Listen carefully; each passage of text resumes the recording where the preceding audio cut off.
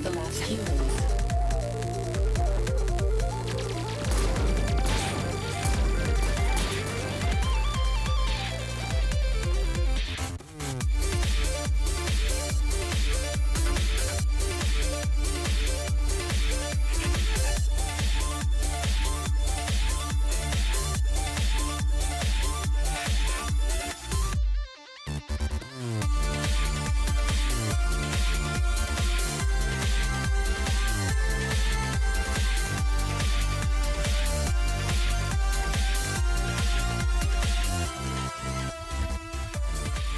Arcade shooters have been gaming staples since the late 70s, capitalizing on the simple creed of shoot first and ask questions later.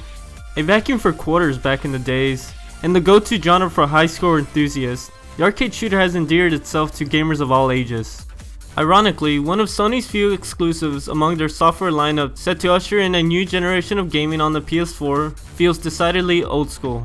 Resogun recalls arcade classics like Defender and R-Type, but features shiny voxel graphics and online co-op.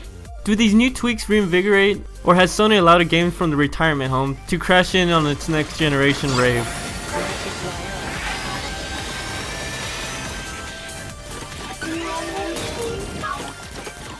Gameplay is Resogun's singular focus. This isn't a retelling of the day the earth stood still, and by foregoing a narrative. Resogun stays true to the genre's arcade roots. Developer Housemarque brought over the solid physics from Super Stardust HD, though with minor changes. The most notable modification is the playing field. The game takes place in a cylindrical arena with voxel-based cities in the center that crumble as the action heats up. It's quite a departure from Super Stardust's spherical playing field. The objective of Resogun is not only to survive 3 phases of relentless enemies, but also to protect and rescue humans, similar to the 1980s classic Defender. Every level contains 10 humans who are imprisoned in a cell until their keepers are destroyed. Once destroyed, the humans are freed, but far from safe. It's a rush to find and transport them to safety, and with a horde of enemies consuming the screen, it is risky.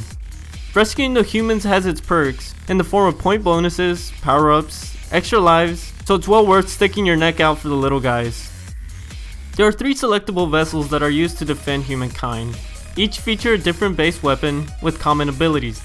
Resogun tools the ships differently, giving each vessel a unique feel as their weapons become more potent as you progress in the arcade mode. Phobos' heavy shot tears through enemies with ease, but fails to provide much of a spread. Nemesis' homing beams aid in tight spots, but fail to pack the same amount of punch as the others. And lastly, Ferox keeps it simple, staying true to the classic shooter ship. With a long history behind the arcade shooters, the window for innovation has gradually become slimmer, and so much of what Resogun does isn't new. The voxel visuals are interesting to look at, but do little to impress. Even with the overhauled particles, it's hard to find a reason why it isn't released on the PS3. While the crumbling buildings are a nice detail, they don't change the gameplay, and with so much enemies on the screen, you will hardly notice them after the first few minutes. Resogun's soundtrack seems uninspired. Composed of generic electronic tunes, it falls short of what Super Stardust offered. Resogun isn't a terrible game, and for those who feel invigorated by climbing the leaderboards and bragging about high scores, this may very well scratch that itch. The mechanics of Resogun are satisfying, but other shooters have offered much of the same for the past few decades. Resogun doesn't reinvent the wheel, and it's hard to make a case that it really does anything substantial to improve the old model in any way. But if you've already played through Killzone Shadowfall and Assassin's Creed 4, this may give you a reason to turn your PS4 on while waiting for the next batch of new games to be released.